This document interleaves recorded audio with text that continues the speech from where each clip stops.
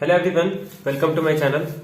तो आज के इस वीडियो में हम डिस्कस करेंगे गेट 2017 और 2018 के सॉल्यूशन को। ठीक है, 2017 एंड 2018 के गेट के क्वेश्चंस को सॉल्व करने वाले। और आज का जो टॉपिक है वो है अप्लाइड मैथ्स का, यानी कि ऑर्डिनरी डिफरेंशियल इक्वेशन और पार्शियल डिफरेंशियल इक्वेशन के क्वेश्चंस को आज के इस वीडियो में हम सॉल्व करने वाले हैं। ठीक है, तो प्लीज इस वीडियो को स्टार्टिंग से एंड तक देखें।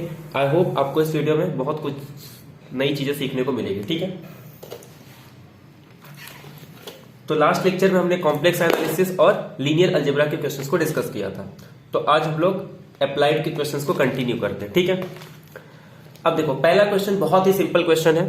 कह रहा है कि अगर एक्स स्क्वायर वाई स्क्वायर ये एक इंटीग्रेटिंग फैक्टर है, इस डिफरेंशियल इक्वेशन का अगर ये एक इंटीग्रेटिंग फैक्टर है तो इसमें से कौन सा इक्वेशन सेटिस्फाई होगा। अब सीधी सी बात बिना टाइम पास के इसको स्टार्ट करते हैं हम लोग।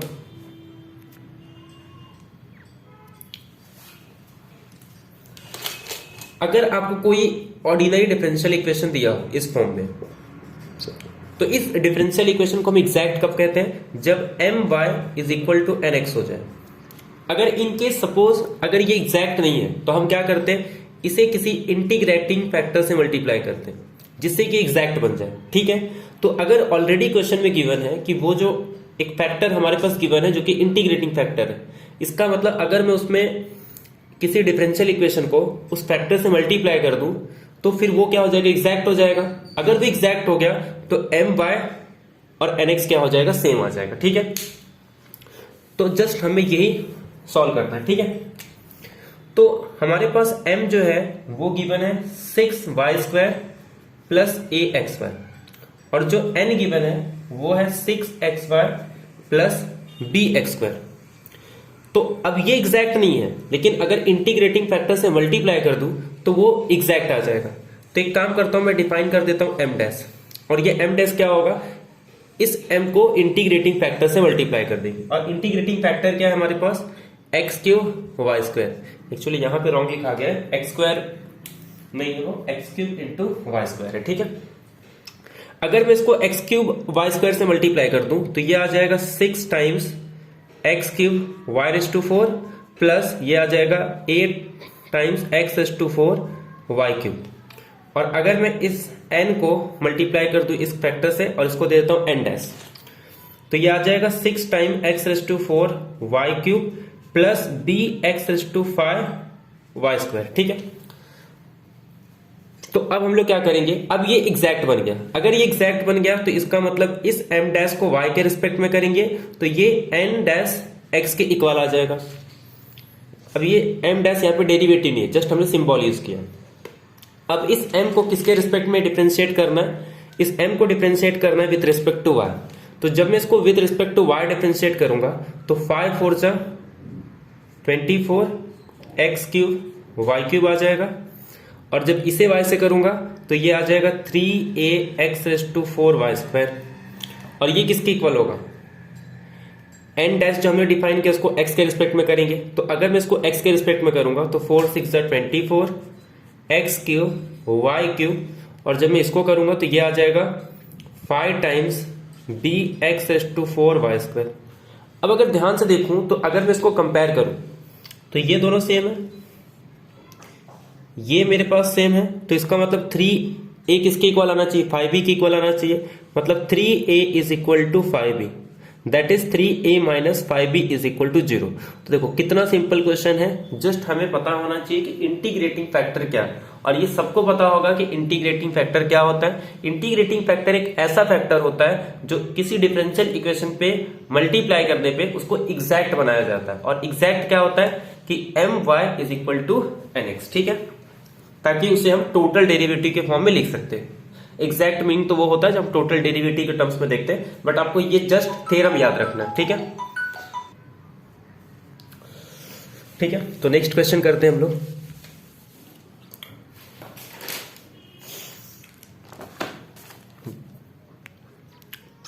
देखो अब सेकंड क्वेश्चन क्या कह रहा है कि इफ x ऑफ t y ऑफ t, अच्छा इसमें से ये वाला ऑप्शन करेक्ट है, 3a minus 5b is equal to 0, तो a ऑप्शन इस पे करेक्ट आ जाएगा। ठीक है, अब सेकंड क्वेश्चन ध्यान दो।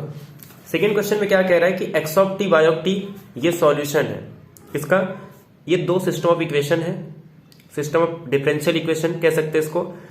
तो हमें क्या करना है, इसमें कंडीशन भी दी है, इनिशियल कंडीशन कि x of 0 is equal to 1 और y of 0 is equal to 1। तो इस इनिशियल वैल्यू प्रॉब्लम को सॉल्व करना है और फिर हमें वैल्यू निकालनी है x of pi by 2, y of pi by 2। तो इन जनरल ये कह सकते हैं कि x और y की वैल्यू निकालनी है और उसमें x t के प्लेस पे पाई बाय 2 और एक बार पाई बाय 2 ही पुट करना है और जो भी आंसर आएगा वो हमें निकालना है। ठीक है, तो न्यूमेरिकल का क्वेश्चन है ये। अब ध्यान दो, ये बहुत ही अच्छा क्वेश्चन है। इस टाइप के क्वेश्चन आपको बहुत देखने को मिलते हैं। इसमें ये कह रहा है कि dx बाय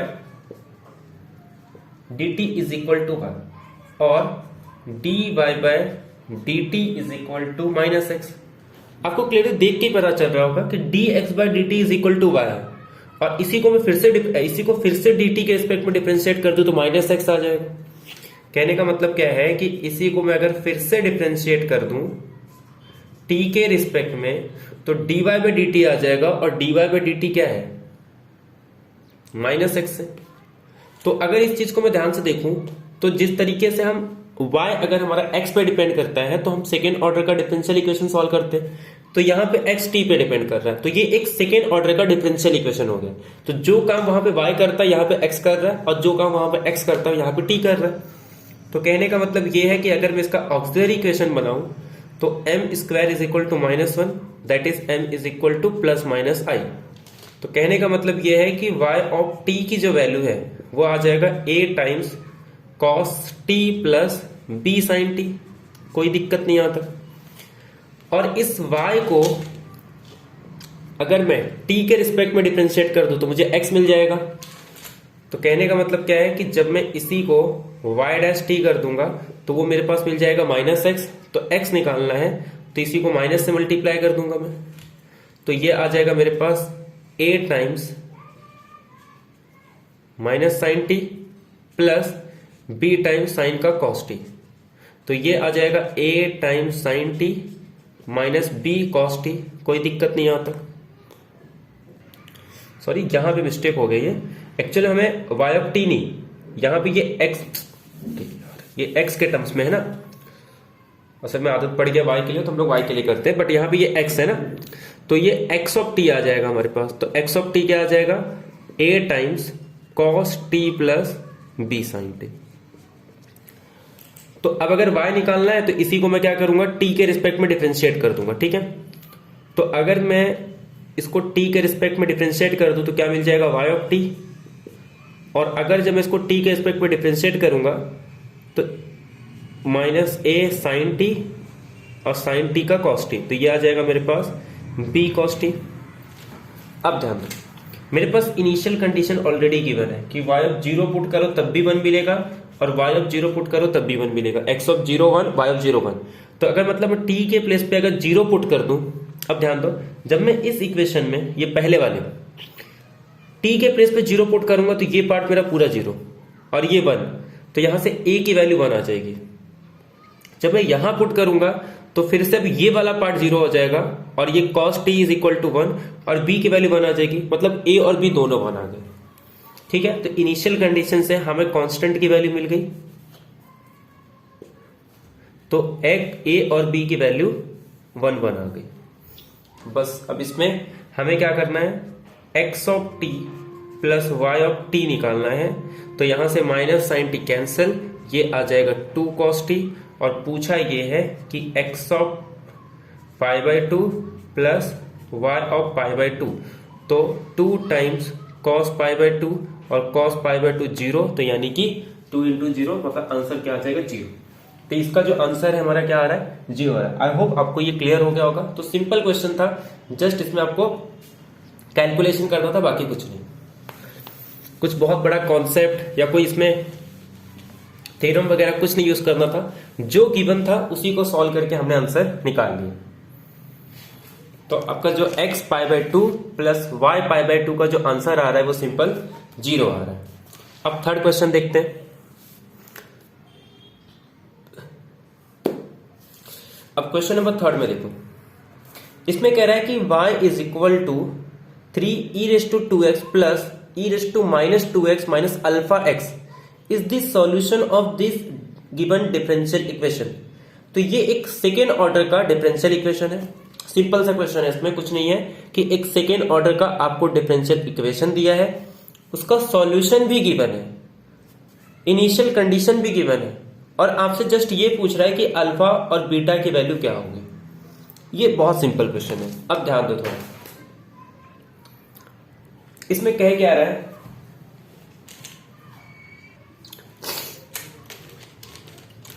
कि एक तो आपको सेकेंड ऑर्डर का डिफरेंशियल इक्वेशन दे दिया कि D square Y D X square plus beta Y is equal to 4 alpha X, और फिर कह रहा है कि आपको सॉल्यूशन भी दे दिया कि y of x is equal to 3 times e raise to 2x plus e raise to minus 2x minus alpha X. यहां तक कोई दिक्कत नहीं है। अब एक बात बताओ, ये हमारे पास कॉम्प्लीमेंट्री फंक्शन हो गया और ये मेरे पास पर्टिकुलर इंटीग्रल हो गया, ये पूरा जनरल सॉल्यूशन है। इसे देख के मैं ये बता सकता हूं कि इसका ऑक्सिलरी इक्वेशन क्या बनेगा। तो ऑक्सिलरी इक्वेशन का एक रूट है 2 और एक रूट है -2, तो therefore m square minus 2 square कुछ इस तरीके से होगा, ये तभी जाके ये आया होगा। तो इसका मतलब m स्क्वायर माइनस 4, तो देयरफॉर जो डिफरेंशियल इक्वेशन होगा वो कुछ इस तरीके से आ जाएगा।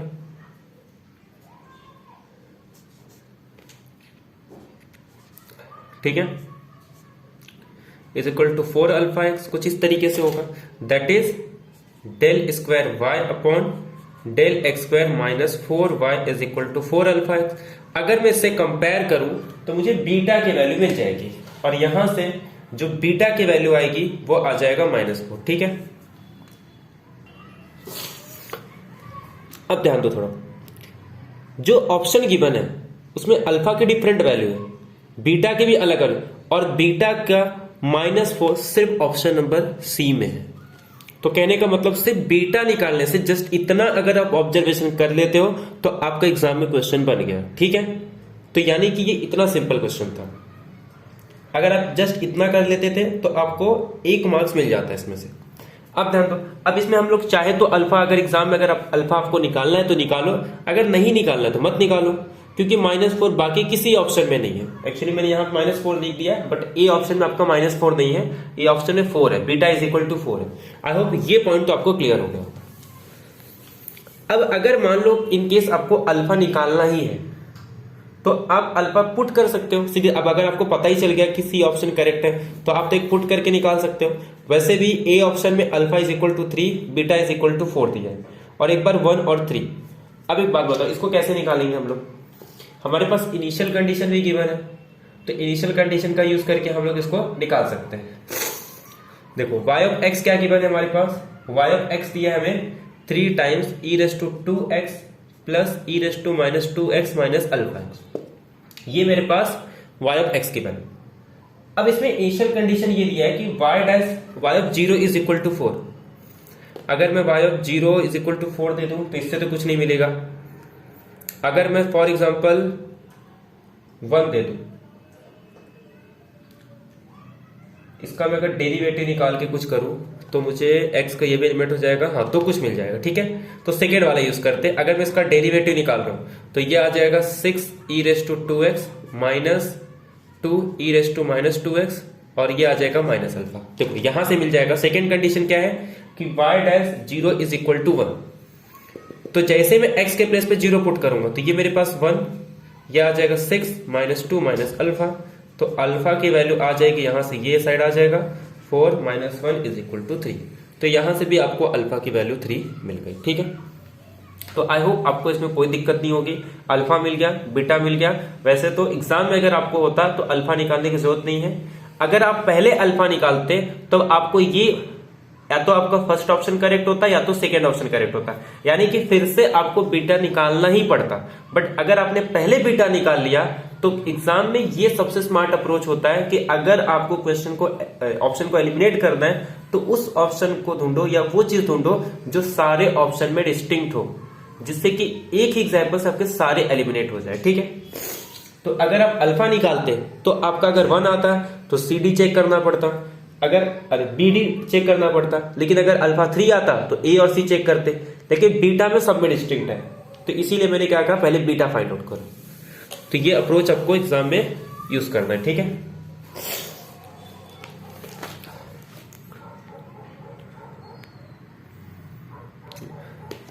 तो यहां पे ये प्लस है माइनस नहीं है, ठीक है। तो आपका सी ऑप्शन करेक्ट आ जाएगा।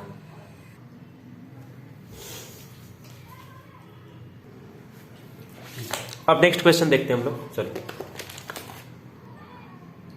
अब ये देखो, ये भी बहुत ही सिंपल क्वेश्चन है, जस्ट आपको एलिमिनेट करके इसमें निकालना है कि u आपको गिवन है और इसमें देखना है कौन सा इक्वेशन इसको सेटिस्फाई कर रहा है। ये टाइप के क्वेश्चन यानी कि फॉर्मेशन करना है पार्शियल डिफरेंशियल इक्वेशन को, आपको सॉल्यूशन गिवन है।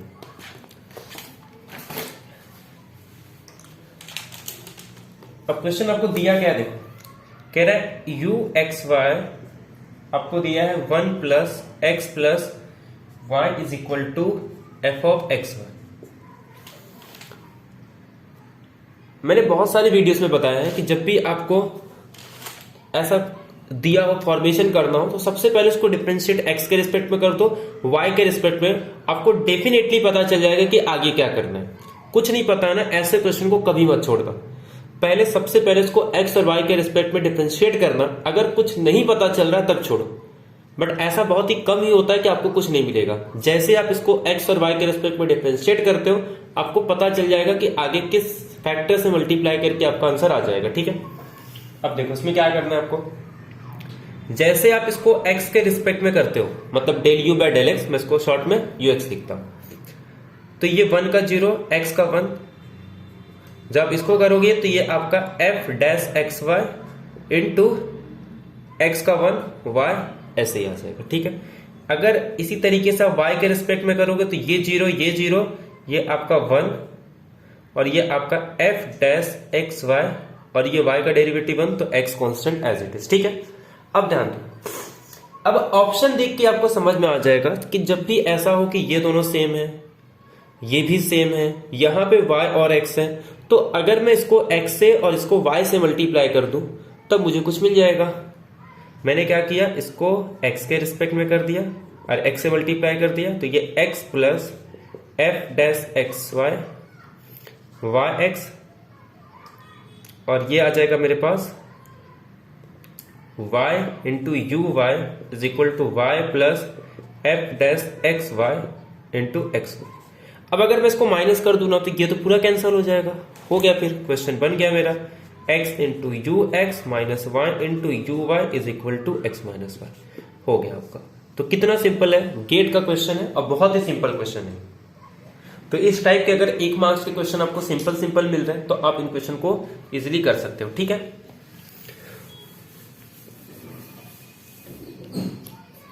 तो आपका इसमें सी ऑप्शन करेक्ट हो गया कि x into del you by del X minus Y into del you by del Y is equal to X minus Y. अब नेक्स्ट क्वेश्चन देखते हैं। अच्छा, इसमें मैंने 2 क्वेश्चन स्किप कर दिया है। एक क्वेश्चन जो कि एलिप्टिकल वाला था, क्योंकि मैं एलिप्टिकल के आपको सारे क्वेश्चन करा चुका हूं। जब मैंने ऑर्डिनरी डिफरेंशियल इक्वेशन पढ़ा रहा था, मैं एक स्पेशल वीडियो रॉन्स्कियन पे ला चुका हूं, तो जिसमें रॉन्स्कियन के सारे क्वेश्चन हो गए, तो वो आप एक देख सकते हो। दूसरा एक एलिप्टिकल वाला यानी कि पार्शियल डिफरेंशियल इक्वेशन के, ये दोनों बहुत इंपॉर्टेंट टॉपिक है और बहुत ही सिंपल टॉपिक है, जो आपको हर साल एक क्वेश्चन दोनों से देखने को मिलते हैं, ठीक है। तो वो दोनों क्वेश्चन को मैंने इसमें नहीं इंक्लूड किया है, क्योंकि वो उस टाइप के जितने भी क्वेश्चन है वो सारे ऑलरेडी मैं आपको करा चुका हूं, ठीक है। तो सिर्फ उन दोनों क्वेश्चन को छोड़ के मैंने सारे क्वेश्चन 2017 और 18 के इंक्लूड किए, ठीक है। अब यह ध्यान दो, ये क्वेश्चन थोड़ा अलग है, इसमें आपको कुछ चीजें मैं एक्स्ट्रा बताऊंगा, जैसे कि सिंगुलर सॉल्यूशन क्या होता है, ऑर्डिनरी, रेगुलर, ऑर्डिनरी, ये सब क्या होते हैं, ये सारे पॉइंट, जैसे कि एनालिटिक फंक्शन में हम लोग रेगुलर पॉइंट पढ़ते हैं, सिंगुलर पॉइंट पढ़ते हैं, ऑर्डिनरी सिंगुलर पॉइंट, ये सारी चीजें क्या होती है इस वीडियो में डिस्कस करेंगे। कह रहा है कि alpha beta with alpha greater than beta be the roots of the indicial equation of, मतलब इसका कुछ इंडिशियल इक्वेशन होता है, वो क्या होता है हम डिस्कस करेंगे, ठीक है। ये आपको कुछ फॉर्म दिखा होगा, अब इसे देख के आपको कुछ पता चल रहा होगा ये किसका इक्वेशन है। उसके बाद कह रहा है at x is equal to -1 पे कह रहा है कि अल्फा माइनस 4 बीटा की वैल्यू क्या होगी। तो कहने का मतलब आपको क्या करना है, इसका इंडिशियल इक्वेशन कैलकुलेट करना है, और इस इंडिशियल इक्वेशन के जो रूट आएंगे वो एक अल्फा होगा और एक बीटा होगा। जो ग्रेटर वाला होगा उसको अल्फा ले लेंगे, जो स्मॉलर होगा उसको बीटा ले लेंगे, और यहां पे पुट कर देंगे। ठीक है,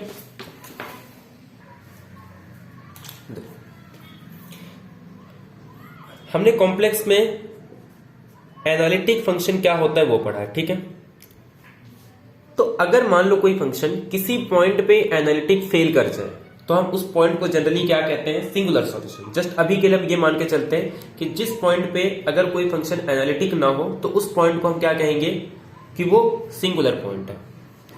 एक रेगुलर पॉइंट होता है और एक सिंगुलर पॉइंट। मैंने आपको रेगुलर पॉइंट का डेफिनेशन बहुत बार बताया, इसके अलावा कॉम्प्लेक्स के जब मैं क्वेश्चन सॉल्व कराता हूं तब भी रेगुलर का डेफिनेशन बताया था कि ऐसा पॉइंट जिस पॉइंट के अराउंड अगर आप एक तो आपको नेबरहुड मिल जाए जिसके हर पॉइंट पे फंक्शन क्या होना चाहिए, डिफरेंशिएबल होना चाहिए। तो अगर किसी पॉइंट के अराउंड एक भी नेबरहुड मिल गया जिसके हर पॉइंट पे डिफरेंशिएबल है तो उस पॉइंट को कहा जाता है रेगुलर। अगर वो रेगुलर नहीं है तो उसको सिंगुलर पॉइंट बोलेंगे। बट यहां पे हम सिंगुलर पॉइंट में भी एक रेगुलर सिंगुलर पॉइंट डिस्कस करेंगे और एक इरेगुलर डिस्कस करेंगे। ठीक है, अब ये होता क्या है, जिस पॉइंट पे फंक्शन रेगुलर होता है हम कहते हैं उस पॉइंट पे फंक्शन क्या है, एनालिटिक है। अब ऐसे आपको पता होगा एनालिटिक फंक्शन ये लोकल प्रॉपर्टी नहीं है, यानी कि पूरी इंटरवल या फिर एक कह सकते हैं नेबरहुड बेस्ड प्रॉपर्टी है। ठीक है, तो अब समझते हैं रेगुलर पॉइंट और इरेगुलर पॉइंट क्या होता है। तो मैं डिफाइन करने जा रहा हूं एक पी नॉट, या फिर पहले मैं स्टैंडर्ड फॉर्म देख लेता हूं कि ऑर्डिनरी डिफरेंशियल इक्वेशन के अंदर हम क्या रोल है इसका। अगर मान लो एक स्टैंडर्ड इस तरीके से मेरे पास सेकेंड ऑर्डर का लीनियर डिफरेंशियल इक्वेशन गिवन हो। ठीक है, एक standard homogeneous linear differential equation हो ये कांस्टेंट कोएफिशिएंट जरूरी नहीं है, वेरिएबल भी हो सकता है, कांस्टेंट भी हो सकता है। ठीक है, तो हम डिफाइन करते हैं पी नॉट। पी नॉट क्या होता है, limit x tending to a x minus a p of x। अगर ये लिमिट एग्जिस्ट कर गई तो इस पॉइंट को हम कहते हैं ये रेगुलर सिंगुलर पॉइंट है। और अगर ये लिमिट एग्जिस्ट नहीं कर रहा है तो हम लोग उसको बस एक कंडीशन नहीं और एक कंडीशन है, Q naught limit x tending to a x minus a का स्क्वायर q ऑफ x। अगर ये दोनों लिमिट एग्जिस्ट कर गया तो इस पॉइंट को हम कहते हैं कि ये पॉइंट जो है रेगुलर सिंगुलर पॉइंट होगा। सिंगुलर पॉइंट तो है बट क्या होगा, रेगुलर सिंगुलर पॉइंट। आई होप आपको ये पॉइंट तो क्लियर होगा।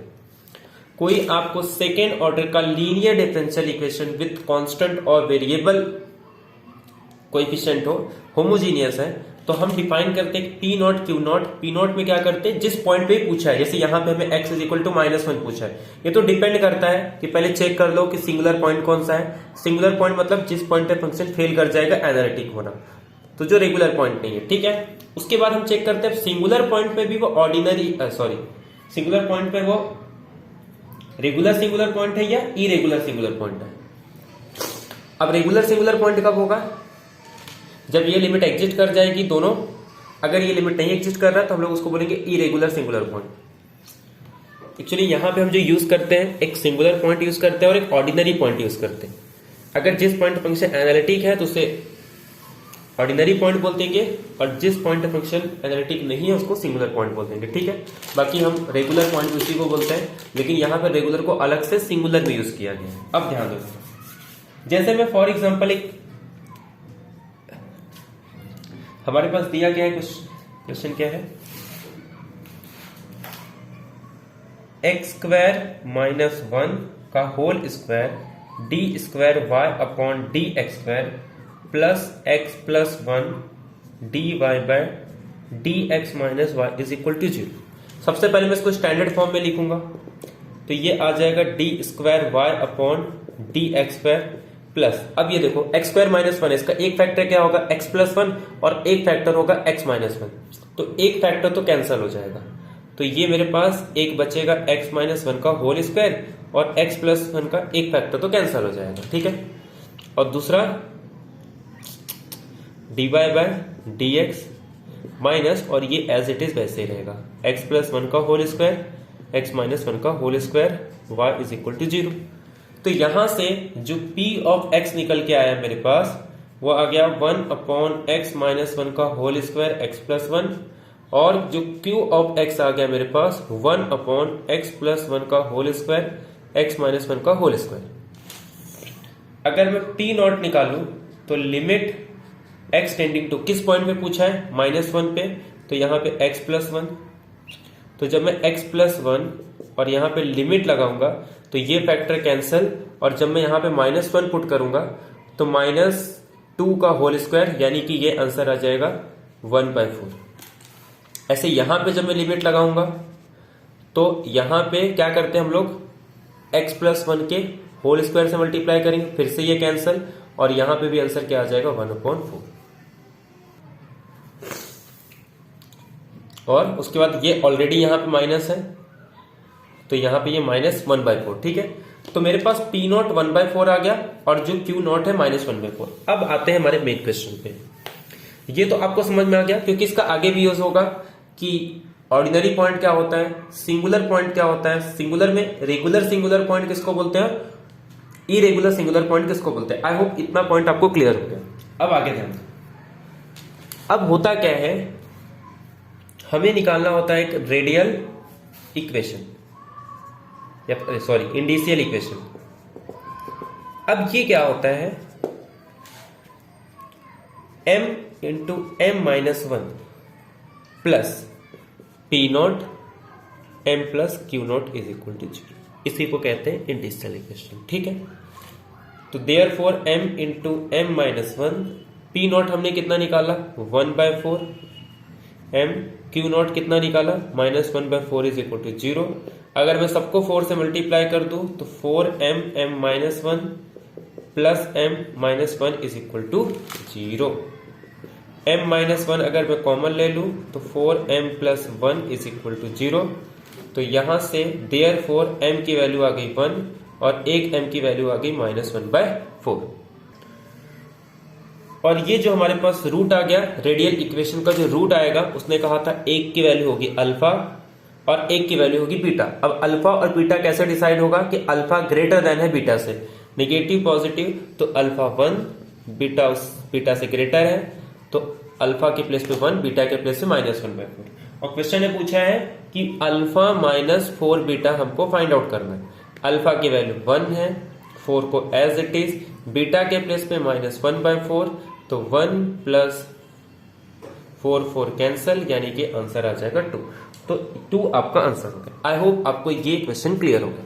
तो जस्ट इसमें ये आपको पता होना चाहिए था कि इंडिशियल इक्वेशन क्या होता है, बाकी ये क्वेश्चन बहुत सिंपल था।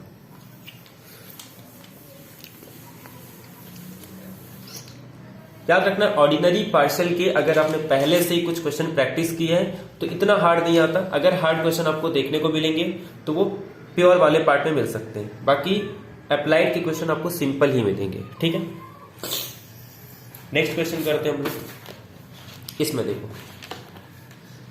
कह रहा है यू अगर इसका सॉल्यूशन है जो कि सेटिस्फाई कर रहा है on the circle, Cauchy problem, ये तो आपको पता ही होगा, सिंपल कौची प्रॉब्लम से आ जाएगा ये। यू अगर इसका सॉल्यूशन है सेटिस्फाइंग द कंडीशन, इस कंडीशन को सेटिस्फाई कर रहा है इस सर्कल पे, तो हमें क्या करना है, पहले सॉल्यूशन निकालेंगे उस पर 2 पुट कर देंगे। सिंपल क्वेश्चन है बाय यूजिंग लैग्रेंजेस मेथड। अब ध्यान दो, क्या दिया है हमारे पास, x del you by del x plus y into del you by del y। ऐसे क्वेश्चन को जितना जल्दी कर सकते हो उतना अच्छा है, हमें पता है। अब ये सब लिखने की जरूरत भी नहीं होती। अगर आप एग्जाम में क्वेश्चन करो कैसे करोगे, ध्यान दो, dx हमें पता है इसके नीचे x आएगा, इसके नीचे y आएगा, इसके नीचे du बाय 4u। अब इसमें टाइम पास नहीं करना, फटाफट जितना जल्दी कर सकते हो उतना अच्छा। dx के नीचे x है, dy के नीचे y है, इसका log x आएगा, इसका log y आएगा, कांस्टेंट log c ले लो, log को कॉमन ले लेंगे या फिर log की प्रॉपर्टी यूज करेंगे, तो यहां से x और यहां से y है। ठीक है, तो x is equal to y time constant है, कोई दिक्कत नहीं। एक बार u आना चाहिए, तो चाहे y के साथ ले लो x के साथ ले लो, कोई फर्क नहीं पड़ता। तो हम x के साथ अगर ले लेंगे, 4 मेरा यहां चले जाएगा, देखो ये log x यहां से log y, मैं 4 को ये साइड भेज दूंगा तो ये आ जाएगा log x⁴, और यहां पे log एक साइड आपका आ जाएगा u और एक कांस्टेंट नया b, तो log से log कैंसल और यहां से x⁴ is equal to y into b और u इंटू v, तो ये आपको मिल गया। अब इसको मैं पूरा रब कर देता हूं, तो जितना शॉर्ट में आप कर सकते हो उतना अच्छा है। तो यहां से क्या आया था, एक क्या था हमारे पास, एक था x is equal to y into a, और दूसरा आया था हमारे पास x⁴ is equal to u into b. ठीक है, अब हमें क्या करना होता है, इसमें से a और b को एलिमिनेट करना है, तो हम क्या करते हैं, a और b के बीच में एक रिलेशन डिफाइन कर देते हैं। अब वो कैसे करेंगे, जो हमारे पास कंडीशन गिवन है, वो कह रहा है कि u of x y is equal to 1 होगा, कब, सर्कल पे, ऑन दी सर्कल। अब सर्कल है x² plus y² is equal to 1, तो अगर मैं x को t पुट कर दूं तो y की वैल्यू क्या हो जाएगी, 1 माइनस x² और रूट में 1 माइनस x²। ठीक है, तो y की वैल्यू क्या आ जाएगी, रूट 1 माइनस t² और u क्या आ जाएगा हमारे पास 1। ठीक है, अब देखो जैसे मैं यहां पे पुट कर दूंगा तो ये मेरे पास t is equal to root में 1 माइनस t², ये आ जाएगा a, और जैसे मैं यहां पुट करूंगा तो ये आ जाएगा t⁴, u की वैल्यू 1 और b को मैं एज इट इज रखूंगा, सिर्फ मुझे a और b के बीच में रिलेशन चाहिए। अब मैं अगर इसको t² कर दूं तो ये आ जाएगा मेरे पास a² 1 माइनस t², तो यहां से क्या निकाल सकता हूं मैं रिलेशन, अच्छा t² को मैं अगर यहां से कॉमन ले लूं तो 1 और ये t² को कॉमन ले लेंगे तो यहां से ये आ जाएगा माइनस a², ये साइड आके प्लस a²। ठीक है, और यहाँ पे ये a² ऑलरेडी है, तो t² की जो वैल्यू आ जाएगी वो a² 1 प्लस a² आ गया। ठीक है, ऐसा हम लोग ने इसके लिए किया ताकि जैसे मैं इसका रेस्टू फिर से स्क्वायर कर दूंगा तो ये मेरे पास b is equal to a² upon 1 plus a² का होल स्क्वायर। ठीक है, ये रिलेशन अपने को मिल गया। तो एक बार रिलेशन मिल गया तो अब b की वैल्यू t⁴ पुट कर दो, और b की वैल्यू क्या थी, b की वैल्यू x⁴/u और a की वैल्यू x/y पुट कर दो, b और a एलिमिनेट हो गया। हमें क्या करना था, सिर्फ b और a के बीच में एक बार रिलेशन आ गया तो b की वैल्यू उठा के यहां से पुट कर दो और a की वैल्यू उठा के यहां से पुट कर दो, जो भी आएगा वो हमारे पास u के टर्म्स में आ जाएगा। एक काम करता हूं, मैं यहां से a की वैल्यू पुट कर देता हूं और यहां से b की वैल्यू, और इसको पूरा रब कर देता हूं। ठीक है, क्योंकि जस्ट हमको क्या चाहिए, रिलेशन चाहिए। अब देखो जैसे ही मैं यहां पे b के प्लेस पे पुट करूंगा x⁴/u, और जितना स्पीड कर सकते उतना बेटर है। a के प्लेस पे क्या आ जाएगा मेरे पास, x अपॉन y⁴, हाँ, क्योंकि स्क्वायर का स्क्वायर, और यहां पे 1 प्लस x/y के होल स्क्वायर का होल स्क्वायर। अब थोड़ा ध्यान दो, यहां से x⁴ कैंसल, यहां पे सिर्फ क्या बचेगा, 1 अपॉन y, अरे 1 अपॉन u, ये मेरे पास 1 अपॉन y⁴। ठीक है, जब मैं इसको सॉल्व करूंगा तो ये y² का y⁴, तो ये भी कैंसल, सिर्फ बचेगा क्या, यहां से y² और यहां से x², तो 1 अपॉन y² प्लस x² का होल स्क्वायर। तो u इज इक्वल टू क्या हो गया, तो therefore u is equal to x² plus y² का होल स्क्वायर। अब पूछा क्या है, u ऑफ 2 2, तो u ऑफ 2 2 क्या हो जाएगा, 2 4 4 2, यानी कि 8 का स्क्वायर 64। ठीक है, 2 का स्क्वायर 4, 2 का स्क्वायर 4, 4 प्लस 4 8, 8 का स्क्वायर 64। तो आपको जो आंसर है वो 64 आ जाए। आई होप आपको ये पॉइंट क्लियर होगा। बहुत ही सिंपल क्वेश्चन था, सिंपल, हमने इसको सॉल्व कर दिया। ठीक है, अब नेक्स्ट क्वेश्चन करते हैं हम लोग।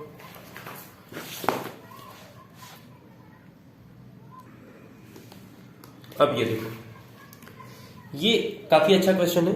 मैंने आपको याद है कॉम्प्लेक्स में एक बताया था कि उस टाइप के क्वेश्चन को हम कैसे सॉल्व करते हैं।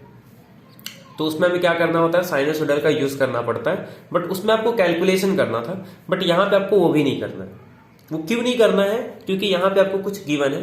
मैं आपको बता देता हूँ कैसे करेंगे। बट पहले इससे पहले हम कुछ बेसिक देख लेते हैं। इसमें है क्या, कह रहे यू आर थीटा ये बाउंडेड सॉल्यूशन है। किसका सॉल्यूशन है? इस बाउंड्री वैल्यू प्रॉब्लम का।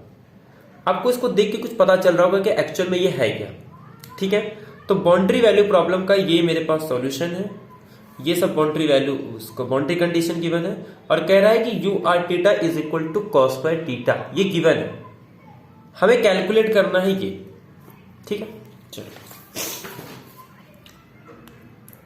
अब रिकॉल करो, जब हम पार्शियल डिफरेंशियल इक्वेशन पढ़ते हैं तो 3 टाइप के हम लोग इक्वेशन देखते हैं, wave equation, heat equation, Laplace equation.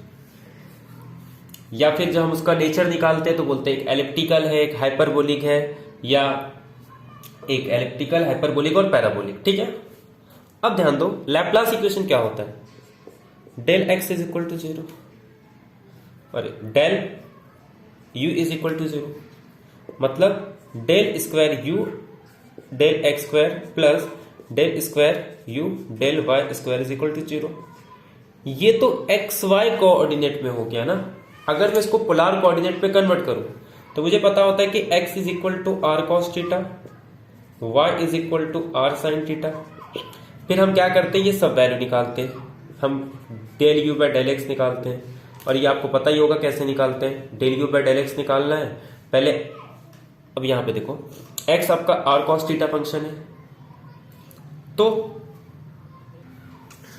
Del you by del x नहीं, काम करो del you by del r निकाल लो और del you by del theta निकाल लो। बट जब हमको del you by del r निकालना है तो हम इसको डायरेक्ट निकाल नहीं सकते।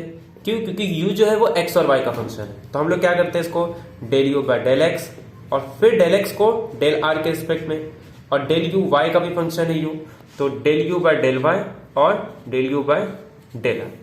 तो फिर इस तरीके सॉल्व करेंगे। उसके बाद हम del you by del theta निकालेंगे और फिर इसको पूरा इसके हेल्प से सॉल्व करके हमें जो मिलता है पोलर कोऑर्डिनेट में वो क्या मिलता है,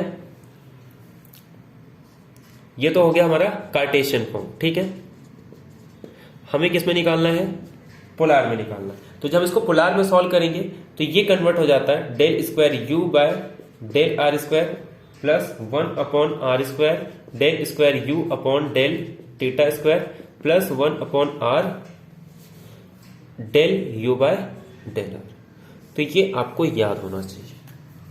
ठीक है, इसका प्रूफ काफी अच्छा खासा रहता है। अगर आप अच्छे से सिस्टमैटिक एक में करने जाओगे कम से कम 1 से 1.5 पेज लग जाता है। ठीक है, शॉर्ट में करोगे तो 1 पेज में भी हो जाएगा, अदरवाइज 1 से 1.5 पेज जाता है। ठीक है, तो इस तरीके से हम लोग इसको कन्वर्ट करते हैं बाय यूजिंग कि यू एक्स वाई का फंक्शन है और एक्स को हम लोग आर कॉस थीटा और वाई को हम लोग आर साइन थीटा, उसका यूज करके इसको कैलकुलेट करते हैं। ठीक है, तो ये मेरे पास हो गया पोलर फॉर्म। तो ये लैप्लास इक्वेशन है एक्स वाई में और ये लैप्लास इक्वेशन है पोलर फॉर्म में। आई होप आपको यहां तक कोई दिक्कत नहीं होगी। ठीक है, अब पोलर फॉर्म में फायदा ये हो जाता है कि ये जो प्रॉब्लम है ये हमारे पास एक जो क्वेश्चन में गिवन है वो डिरिचले प्रॉब्लम है। अब अगर आप ध्यान से देखो तो ये कुछ और नहीं बल्कि लैप्लास इक्वेशन ही तो है। ये आर स्क्वायर का तो कुछ मतलब ही नहीं, आर स्क्वायर से मल्टीप्लाई कर दो, ये आर स्क्वायर कैंसिल, ये 1 बाय आर, ये 1 अपॉन आर स्क्वायर और ये साइड तो 0 है। तो ये क्या बन गया, एक लैप्लास इक्वेशन बन गया, किसमें, आपका पोलर कोऑर्डिनेट में। अब ये बाउंड्री वैल्यू प्रॉब्लम है, इसे हम लोग कहते हैं डिरिचले प्रॉब्लम। और डिरिचले प्रॉब्लम का जो सॉल्यूशन होता है, जो हम लोग फूरियर सीरीज में जो डिस्कस करते हैं पूरा स्टार्टिंग में, वही चीज है यहाँ पे कि जो आर थीटा के टर्म्स में जो आंसर आता है वो a0/2 प्लस समेशन आपका an cos n theta plus bn sin n theta r raised to j where j is going from 0 to ∞। यहाँ पे 0 नहीं, क्योंकि 0 वाला तो ऑलरेडी ले चुके हैं हम लोग। यहाँ पे j is equal to 1 to ∞। ठीक है, ये हमारे पास सॉल्यूशन आता है। इस डिरिचले प्रॉब्लम का ये सॉल्यूशन है। तो आपको जस्ट ये पता चलना चाहिए था कि ये एक लैप्लास इक्वेशन का ही फॉर्म है पोलर कोऑर्डिनेट में और इसको हम डिरिचले प्रॉब्लम कहते हैं और ये इसका सॉल्यूशन है। अब ध्यान दो, थोड़ा ध्यान दो, हमारे पास एक पॉइंट गिवन है कि यू आर थीटा की जो वैल्यू है वो कितना क्वेश्चन में गिवन है, कॉस स्क्वायर थीटा। अब एक बात बताओ, मैं कुछ कंपैरिजन कर सकता हूं यहाँ पे, कॉस स्क्वायर थीटा को मैं क्या लिख सकता हूं, 1 प्लस कॉस 2 थीटा बाई 2। तो कांस्टेंट टर्म तो सिर्फ यही वाला आएगा,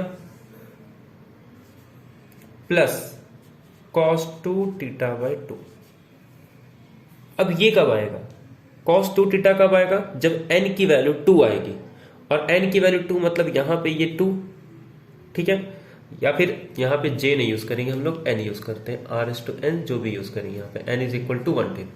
तो यहाँ पे आपको n2 करना है, मतलब 1 वाले से कुछ मतलब नहीं, तो जस्ट आपको ये कंपैरिजन करना है, बाकी कुछ नहीं। तो आपको सॉल्व नहीं करना है, इसकी वैल्यू कुछ नहीं निकालनी है, जस्ट आपको इसमें से कंपैरिजन करना है।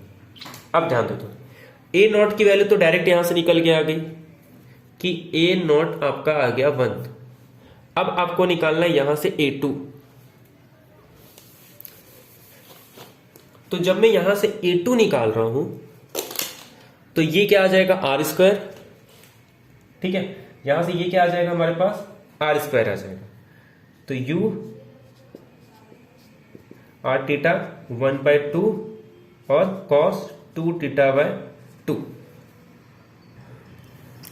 और r की वैल्यू क्वेश्चन में हमें गिवन है कि r कहां से कहां तक जा रहा है, 0 से लेकर 2 तक। तो मैं यहां पे अगर इसको 2 ले लूं तो यहां पे तो कहीं r का यूज भी नहीं हो रहा है, तो यहां पे ये 2 और n की वैल्यू हमको क्या लेनी है, 2। तो एक तो ये मेरे पास आ जाएगा a0/2, और जैसे मैं यहां पे इसको 2 पुट करूंगा तो ये वाला टर्म तो है ही नहीं मेरे पास, तो a2 cos 2 थीटा अपॉन में तो कुछ नहीं है, यहां पे ये 2⁻², तो ये मेरे पास आ गया। तो जस्ट इसी को आप कंपेयर कर लो यहां से, तो इसको मैं कंपेयर कर लूंगा तो a2 cos 2 थीटा और ये 2² की वैल्यू आ जाएगी 4a2, और ये आ जाएगा मेरे पास cos थीटा बाई 2।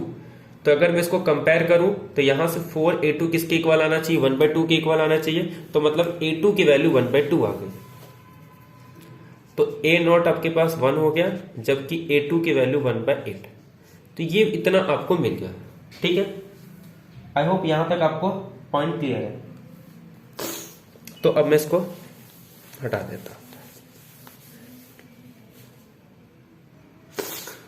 तो हमें सिर्फ क्या निकालना था, वो कांस्टेंट की वैल्यू निकालनी थी। तो जो हमारे पास सॉल्यूशन है u r थीटा a0/2, तो a0 के प्लेस पे 1 आ गया, 2, बाकी सब टर्म तो 0 रहेंगे, सिर्फ एक टर्म आएगा हमारे पास, कौन सा, a2 cos 2 थीटा r/n1, ठीक है। तो r यहां पे 2 है तो n के प्लेस पे 2 ये आ गया, तो देयरफॉर 1/2, और a2 की वैल्यू हमने कितने निकाली, 8, और इसको लिख सकता हूं r²/8 cos 2 थीटा। अब क्वेश्चन में क्या पूछा है कि हमें निकालना है u1 π/2 प्लस u1 π/4। अब ध्यान दो, तुम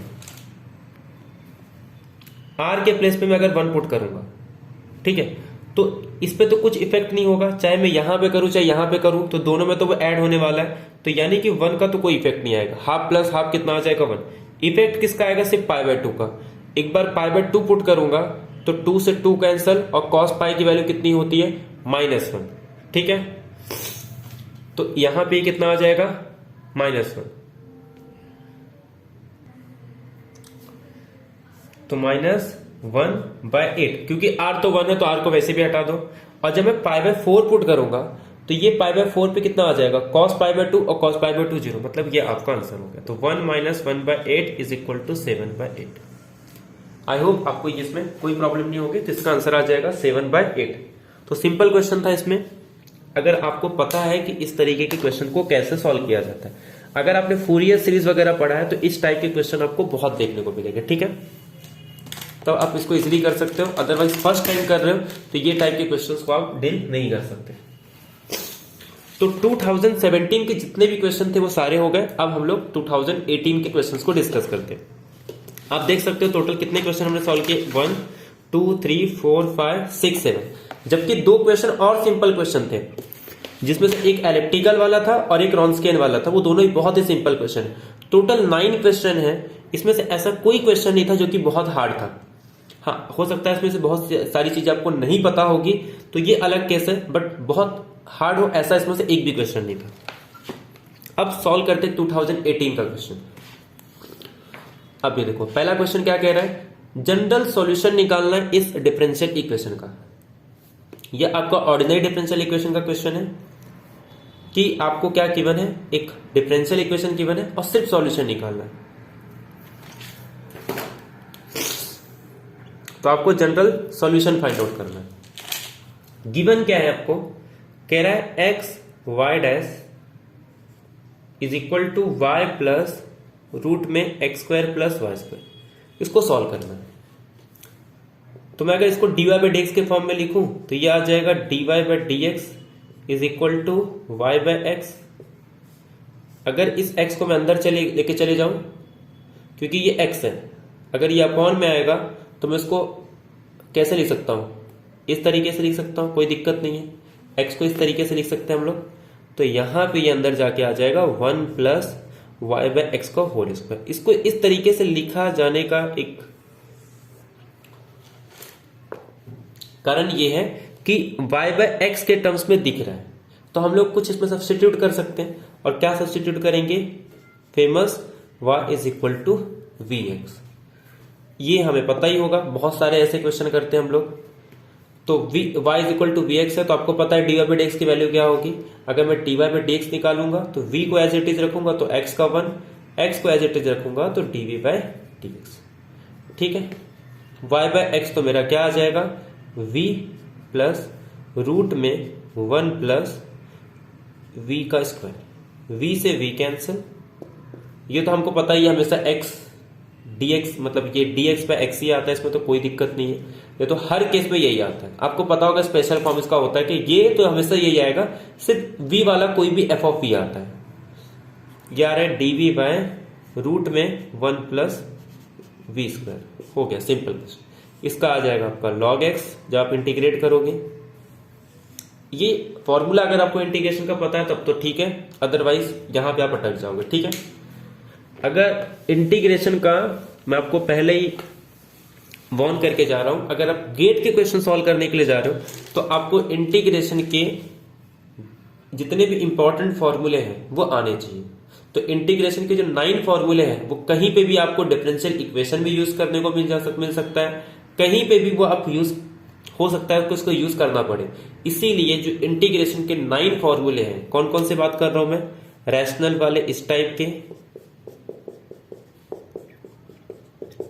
रूट वाले, और यही रूट को अगर आप न्यूमरेटर में रखें, ये 9 फॉर्मूले आपको पता ही होने चाहिए। ठीक है, तो अपने पास क्या आ गया, dv by root 1 plus v square dx by x.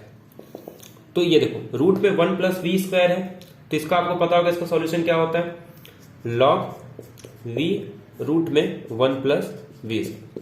ये आ जाएगा log x, एक कांस्टेंट ले लेते हैं हम लोग log c, सब कैंसिल। तो ये आपका आ जाएगा v प्लस रूट में 1 प्लस वी स्क्वायर, और यहां पे ये सिंपल एक्स ही। v के प्लेस पे क्या लिख सकते हैं हमने क्या पुट किया था, v is equal to y by x, तो ये आ जाएगा y by x plus root में 1 plus y square by x square is equal to x सी।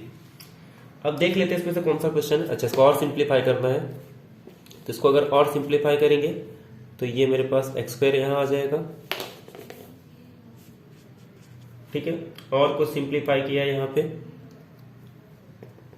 इसको सबको गायब करना। ठीक है, तो मैं एक्स स्क्वायर से मल्टीप्लाई कर दूंगा तो ये एक्स स्क्वायर वाई आ जाएगा यहां से, एक्स स्क्वायर से मल्टीप्लाई करेंगे तो ये एक्स वाई प्लस रूट में x square plus y square, और ये आ जाएगा मेरे पास एक्स क्यू सी। क्या प्रॉब्लम आ रहा है इसमें, अच्छा ये रूट में ही है ना, तो ये x से रहेगा, तो x से मल्टीप्लाई करेंगे। ठीक है, तो जब x से मल्टीप्लाई करूंगा तो यहां पे सिर्फ y बचेगा और ये कैंसिल हो जाएगा और यहां पे x स्क्वायर। ठीक है, तो कौन सा ऑप्शन करेक्ट है इसमें से, कांस्टेंट के साथ x स्क्वायर है, तो मतलब a और d ऑप्शन इनकरेक्ट, और यहां पे y आ रहा है तो आपका b ऑप्शन करेक्ट इनकरेक्ट, तो आपका c ऑप्शन इसमें से करेक्ट आ जाएगा। तो क्या आ रहा है, y प्लस रूट में x square plus y square, और आपका ये राइट साइड में एक्स स्क्वायर इंटू सी। तो ये इसमें किसमें ऑप्शन में करेक्ट है? सिर्फ देखो वाई स्क्वायर इसमें आ रहा है, तो आपका जो ए और सी ऑप्शन है वो इनकरेक्ट आ जाएगा। तो ये भी इनकरेक्ट, ये भी इनकरेक्ट। और आपका यहाँ पे y आ रहा है बट इसमें x आ रहा है, तो अपना क्या आया था y, तो आपका ये भी इनकरेक्ट। तो a b d incorrect, c option आपका करेक्ट आ जाएगा। अब नेक्स्ट क्वेश्चन देखते हैं। Let p n of x be the polynomial solution of the differential equation. P n of x ये एक पॉलिनोमियल सॉल्यूशन है इस डिफरेंशियल इक्वेशन का। अगर आपको पता होगा तो देख के ही पता चल गया होगा कि इस इक्वेशन को क्या कहते हैं। जिनको नहीं पता है आगे हम डिस्कस कर लेंगे कि इस इक्वेशन को क्या कहा जाता है।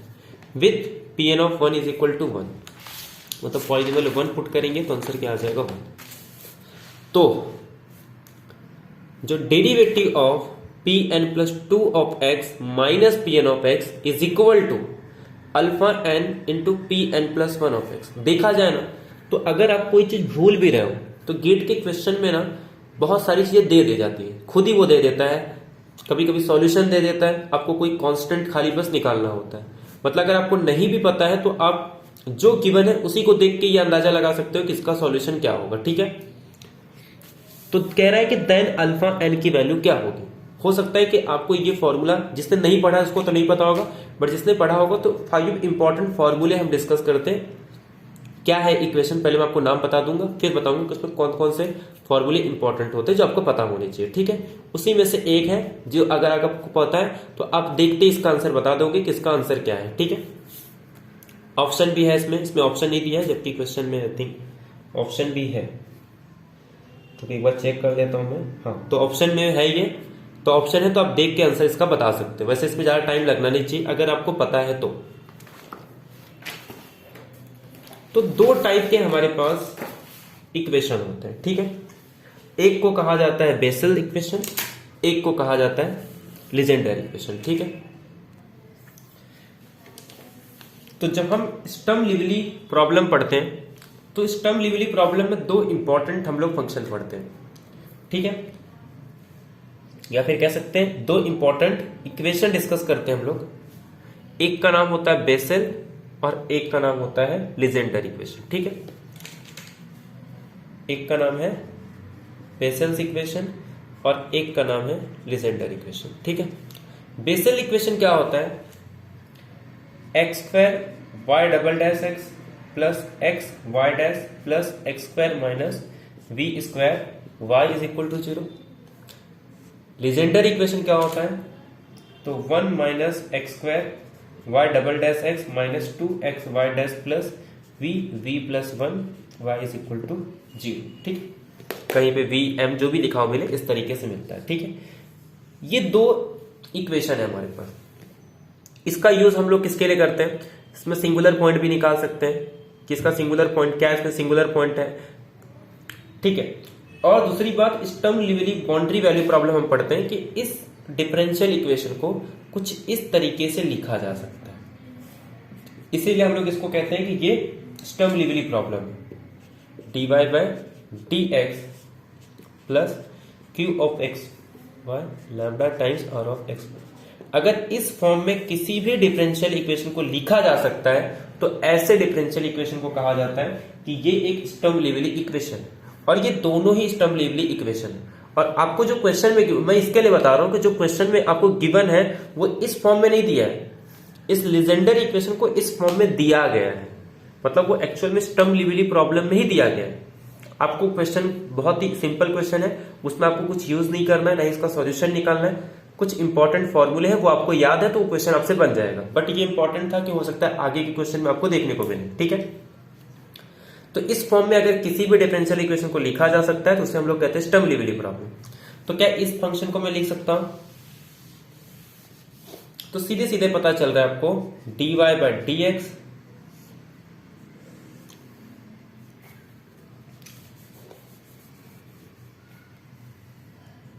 देखो मैं क्या कर सकता हूं इसमें, x माइनस एक्स स्क्वायर, इसका डेरिवेटिव क्या होता है? माइनस 2x प्रेजेंट है, और ये किसका डेरिवेटिव? y डैश का। अगर मैं इसको एज इट इज रखूं तो y डबल डैश एक्स आएगा, इसको एज इट इज रखूं तो इसका डेरिवेटिव माइनस 2x, इस तरीके से है। और बाकी आपका अलग से ये जो भी है, ठीक है। लैम्डा आपका 0 दिया ये, तो v into v plus 1 y, यहाँ पे जो भी होगा बस इस तरीके से होगा। बाकी यहाँ पे ये नया कोई x का फंक्शन होगा या कोई कांस्टेंट हो सकता है, यहाँ पे कांस्टेंट दिया तो इस तरीके से लिख सकता हूं। ऐसे आप बेसल्स इक्वेशन को भी लिख सकते हो। आई होप आपको इतना पॉइंट तो क्लियर हो गया होगा। अब आपको क्या करना है, कुछ इंपॉर्टेंट फॉर्मूले, ठीक है। चलो, तो अब हमें ना कुछ इंपॉर्टेंट रिकरेंस रिलेशन पता होना चाहिए कि अगर Pn ऑफ x, अगर ये हमारे पास एक पॉलिनोमियल गिवन है, ठीक है, तो हमें कुछ इंपॉर्टेंट, मैं आपको लिख देता हूं, इसको आप नोट डाउन कर लो। हो सकता है कब आपको क्या पूछ ले, ठीक है। इसमें से हमें एक यूज करना है जो हमारे पास रिकरेंस रिलेशन गिवन है, जस्ट कंपेयर करके आपको वैल्यू निकालना है। पहले ये आप नोट डाउन कर लो। एक रिकरेंस रिलेशन है हमारे पास n+1 into p n plus one x is equal to 2n+1 x into p n of x minus n into p n minus 1x। एक तो ये रिकरेंस रिलेशन हो गया, ठीक है। सेकेंड रिकरेंस रिलेशन जो है n into p n of x is equal to x into p n dash x minus p n minus 1x। Third जो हमको यूज करना है कि 2n+1 into p n of x is equal to p n plus 1 का derivative minus p n minus 1x का derivative, जो हमें यहां पे यूज करना है।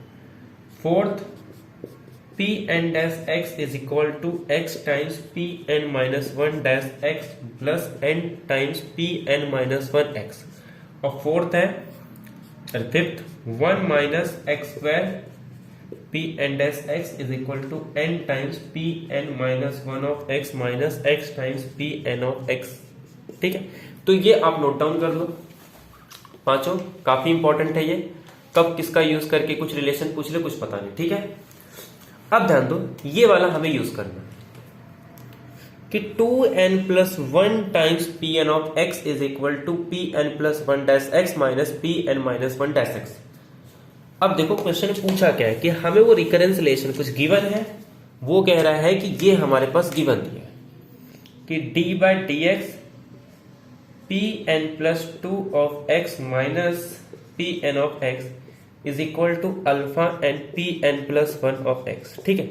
ये गिवन है और हमने रिलेशन क्या देखा है कि 2n+1 p n of x is equal to p n plus 1 dash x minus p n minus 1 dash x, ठीक है।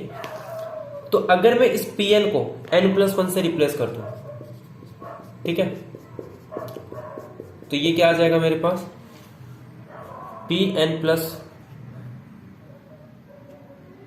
2 dash x minus p n dash x. ये एन को नहीं चेंज करना तो इसी को चेंज कर दोगे, सिर्फ ये चेंज करना, ठीक है।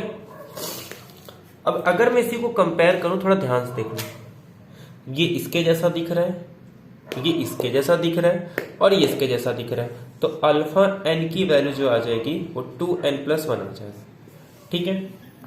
तो ये ऑप्शन आपका होगा। तो अगर ये आपको पता था ठीक है, अदरवाइज इस क्वेश्चन को आप नहीं कर सकते, लेकिन अगर आपको ये पता होता है तो आप इस क्वेश्चन को इजीली आप कर सकते थे, ठीक है।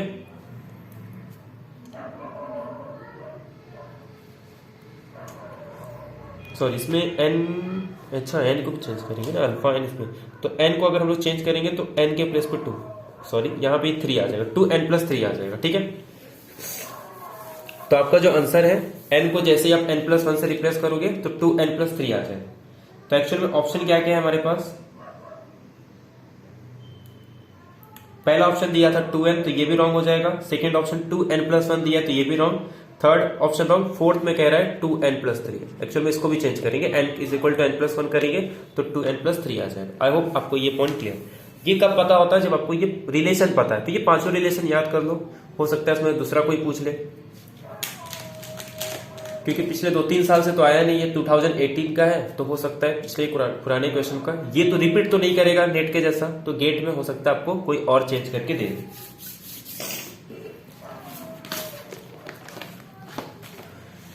नेक्स्ट क्वेश्चन देखते हैं। ये देखो, फिर से हमें एक कौची प्रॉब्लम दे दिया। u into you x plus y into you Y is equal to d x with u x one is equal to 2x when solve using its characteristic equation. But यहां पे अब हमें क्या करना है, characteristic equation का use करके solve करना है। With independent variable t is found to admit a solution in the form of, ये मतलब इस फॉर्म में दिया है तो x is equal to this, y is equal to e raise to t और u is equal to F of x t. तो इस एफ ऑफ एस टी का वैल्यू निकालना है, ठीक है, कोई दिक्कत नहीं।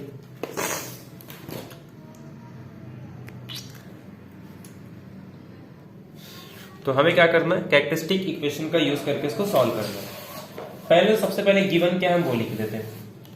हमें दिया है u into you x plus y into you Y is equal to x. Characteristic equation में क्या होता है, dx बाई डी टी को हम ले लेते हैं p, dy by D T को हम ले लेते हैं q और d यहां पे यूज कर रहे हैं तो u, du by D T को हम ले लेते हैं r। ठीक है, कोई दिक्कत नहीं आता। तो dx बाय dt, p के प्लेस पे हम p क्या है हमारे पास u, dy by dt, q के प्लेस पे हमारे पास y और du बाय dt इसके प्लेस पे हमारे पास x। आई होप यहां तक आपको क्लियर हो गया। तो ये आपको पता होना चाहिए कि कैरेक्टरिस्टिक इक्वेशन के अंदर इस तरीके से हम इसको सॉल्व करते हैं। अब ध्यान दो, ये हमारे पास आ गया। अब हमारे पास कुछ कंडीशन भी गिवन है। कंडीशन क्या गिवन है, कह रहा है कि u(x1) is equal to 2x, ये दिया हुआ है। क्या दिया है कि u(x1) is equal to 2x, ये हमारे पास गिवन। तो अभी हमने स्टार्टिंग में आपको याद होगा एक क्वेश्चन सॉल्व किया था जिसमें आपको dy by D T given थी, dx by D T given था और कुछ रिलेशन गिवन था। कुछ उसी तरीके से ये भी नहीं दिख रहा है, ध्यान दो।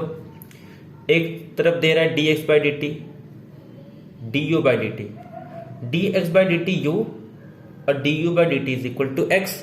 तो dx बाई डी टी x के टर्म्स में आ सकता है, जब मैं इसको डबल डेरिवेटिव करूंगा तो फिर से एक बन जाएगा और फिर सेम उसी मेथड का यूज करके हम इसको सॉल्व करेंगे। तो यानी कि जो स्टार्टिंग में हमने सेकेंड क्वेश्चन सॉल्व किया था कुछ उसी तरीके से ये भी आ रहा है। तो पहले हम इसको डिफरेंशियल इक्वेशन को सॉल्व करके x के टर्म्स में और u के टर्म्स में सॉल्यूशन निकाल लेते हैं, ठीक है। तो ध्यान दो थोड़ा, हमारे पास गिवन है कि dx बाय dt की जो वैल्यू है वो u है, dy बाय dt की जो वैल्यू है वो मेरे पास y है और du बाय dt की जो वैल्यू है वो x है, ठीक है। ये मेरे पास गिवन है। अगर मैं इसी का डबल डेरिवेटिव कर दूं t के रिस्पेक्ट में तो ये मेरे पास कुछ और नहीं बल्कि du बाई डी टी यानी कि x आ जाएगा। तो ये तो मेरे पास m square is equal to 1 आ गया, तो ये मेरे पास m is equal to plus minus 1 आ गया।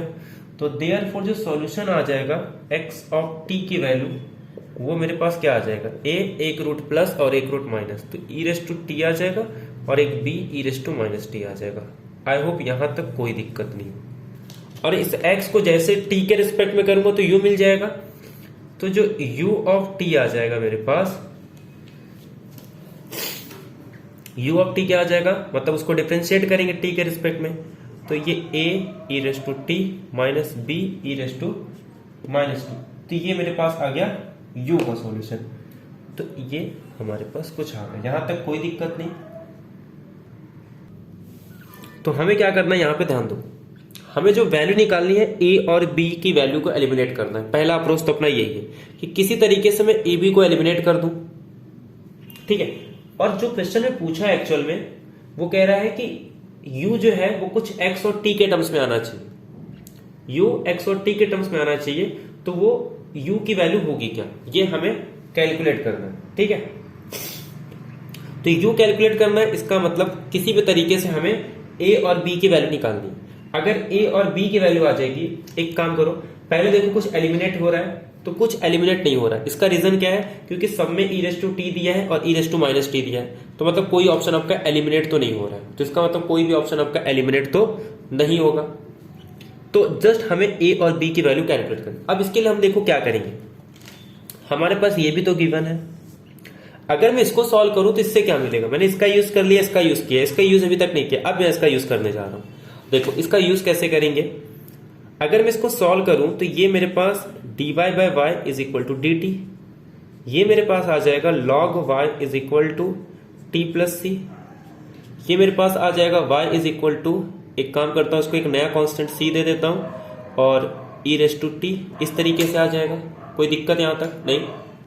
अब ध्यान दो, सिंस मेरे पास y की वैल्यू 1 गिवन है तो एक काम करता हूं t को मैं 0 पुट कर देता हूं, तो y की value suppose initial condition t को 0 पुट कर तो y की वैल्यू 1 है, तो ये मेरे पास कितना आ जाएगा, तो ये 1 और c यानी कि simple y is equal to e raise to t आ जाएगा। ठीक है, तो therefore y of t is equal to e raise to t, ये मेरे पास आ गया। ठीक है, तो y of t is equal to e raise to t आ गया। नाउ अब एक देखो, जैसे हम लोग वहां पे पैरामीटराइजेशन क्या करते थे, t पुट करते थे, बट t तो ऑलरेडी यहां पे यूज हो चुका है, तो अब मैं क्या करता हूं, मेरे पास गिवन क्या है कि u of x1 is equal to, मेरे पास 2x दिया है, मैं एक काम करता हूं x को पुट कर देता हूं s, तो u की वैल्यू क्या आ जाएगी 2s। ठीक है, अगर मैं s को मतलब x को s पुट कर देता हूं तो u की वैल्यू क्या आ जाएगी मेरे पास 2s। तो इनिशियल कंडीशन पे हम लोग ले रहे हैं, तो x of 0 is equal to s और u of 0 is equal to 2s, ये मेरे पास गिवन है। इससे होगा क्या, जब मैं t को 0 पुट करूंगा तो ये मेरे पास a plus b is equal to, यहां से ये s आ जाएगा, और जब मैं यहां पुट करूंगा तो a माइनस बी की वैल्यू क्या आ जाएगी मेरे पास 2s। मुझे क्या करना है, सिर्फ कांस्टेंट की वैल्यू निकालनी है, b से b cancel, 2a is equal to 3s, तो a की वैल्यू आ जाएगी s बाय 3, तो a की वैल्यू मेरे पास क्या आ गई, a मेरे पास सॉरी 3s बाय 2 ना, a is equal to 3s by 2। अब a आ गया तो b की वैल्यू क्या आ जाएगी,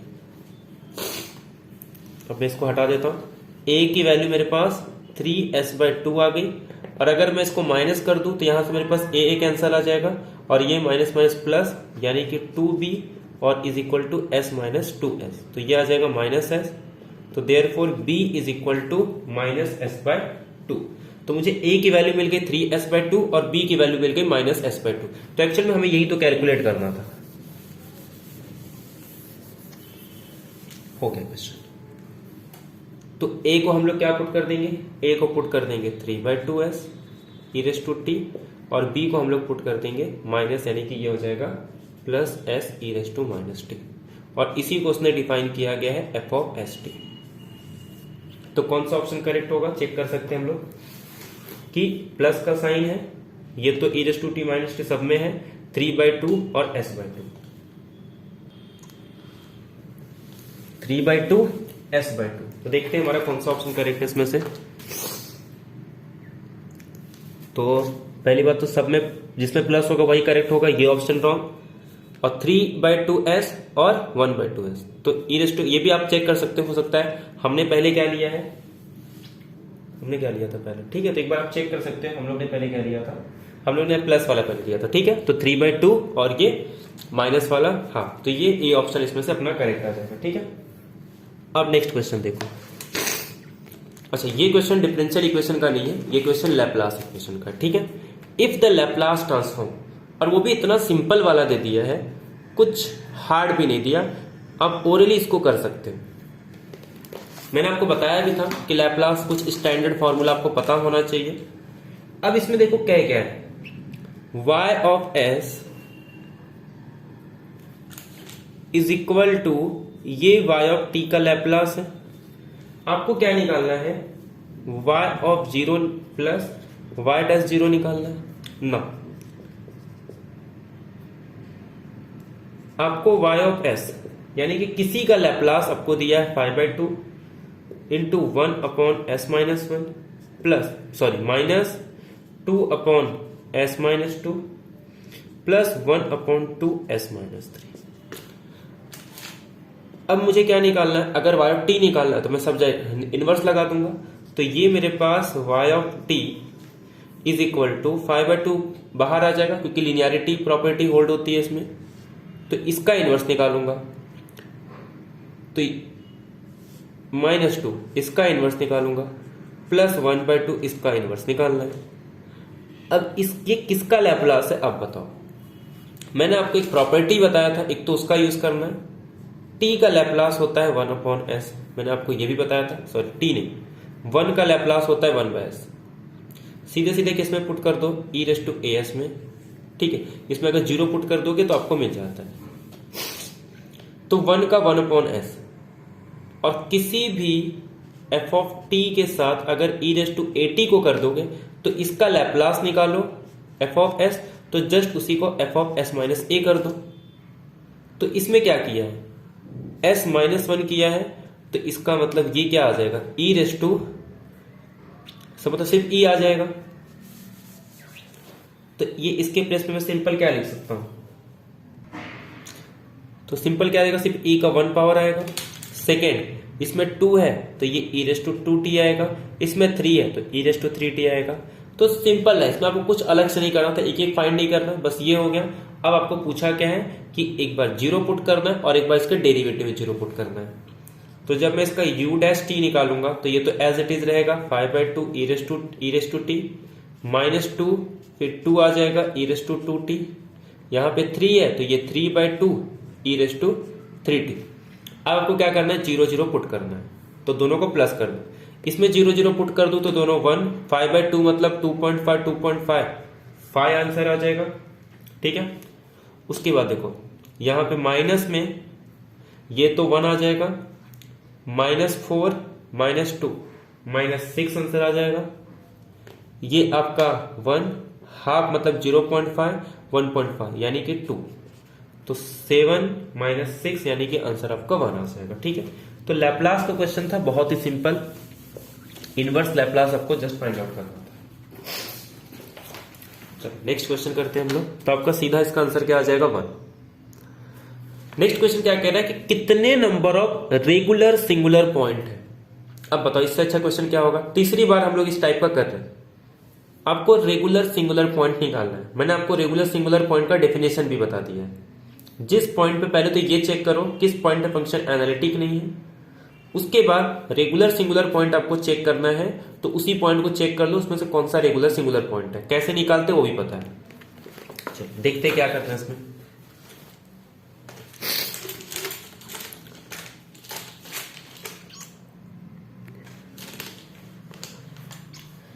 कि कितने number of regular singular point होंगे। इस टाइप के क्वेश्चन अगर आपको एग्जाम में आएंगे ना तो उसको कभी छोड़ना नहीं है। x-1 का square sin x y' cos x into sine x-1 y' plus x-1 y is equal to 0। और किस इंटरवल की बात कर रहा है, 0 से लेके π/2 पे, ठीक है। इसी इंटरवल पे आपको चेक करना है, 0 से लेके π/2 पे। अब ध्यान दो, पहले तो मैं इसको स्टैंडर्ड फॉर्म में लिखूंगा। जब मैं स्टैंडर्ड फॉर्म में लिखूंगा तो y'(x) ये आ जाएगा मेरे पास cos x into sine x-1 upon x-1 का स्क्वायर साइन x, ठीक है, प्लस x-1 अपॉन x-1 का स्क्वायर साइन x, और कुछ बचा यहाँ पे, अच्छा ये y' और y इज इक्वल टू 0। आपको क्या करना है, p of x is equal to cos x into sine x-y y' upon x-1 का स्क्वायर साइन x, ठीक है। और q ऑफ x क्या आ जाएगा आपके पास, x-1 cancel, 1 upon x-1 into sine x। अब देखो पहली बात तो किस पॉइंट पे इसको दिक्कत है। इसको एक तो 1 पे प्रॉब्लम है और एक तो 0 पे प्रॉब्लम है। किस पे प्रॉब्लम है, एक तो 1 पे और एक तो 0 पे प्रॉब्लम।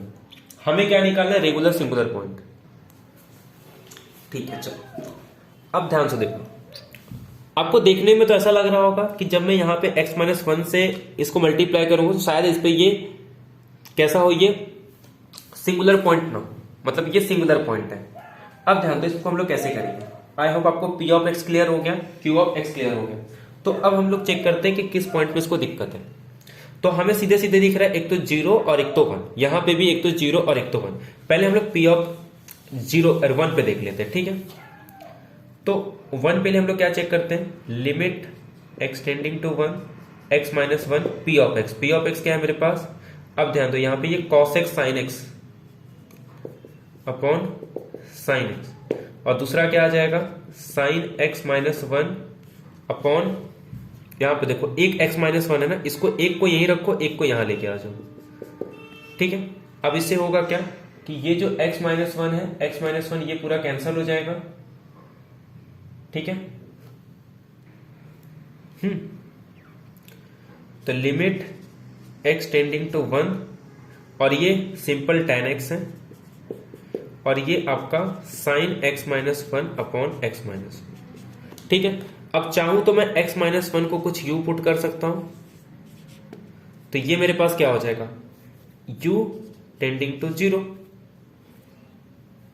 और अगर मैं x माइनस 1 को u पुट कर रहा हूं तो मेरे पास x की वैल्यू क्या आ जाएगी u प्लस 1, तो ये तो लिमिट हमारा 1 हो जाएगा, और इस पे जब मैं लिमिट पुट करूंगा तो tan 1 आ जाएगा, मतलब ये इस पॉइंट पे एनालिटिक हो गया, ठीक है। तो जिस पॉइंट पे फंक्शन, ये इस पॉइंट पे मेरा फंक्शन क्या आ जाएगा, एनालिटिक आ जाएगा, मतलब लिमिट मेरी एग्जिस्ट कर रही है। तो जब भी इसका लिमिट एग्जिस्ट करेगा तो हम लोग क्या बोलेंगे, ये रेगुलर सिंगुलर पॉइंट है। अब ऐसे ही हमको क्या चेक करना है, क्यू ऑफ एक्स में चेक करना है, ठीक है। तो क्यू ऑफ एक्स में क्या करते हैं हम लोग, एक्स माइनस 1 के स्क्वायर से मल्टीप्लाई करेंगे, और लिमिट एक्स टेंडिंग टू 1। तो अभी हाँ, ये अभी डिसाइड नहीं होगा, जब तक ये वाला नहीं होगा तब तक हम लोग कुछ नहीं बोल सकते। x माइनस 1 का स्क्वायर, और क्यू ऑफ x मेरे पास क्या गिवन था, क्यू ऑफ x दिया है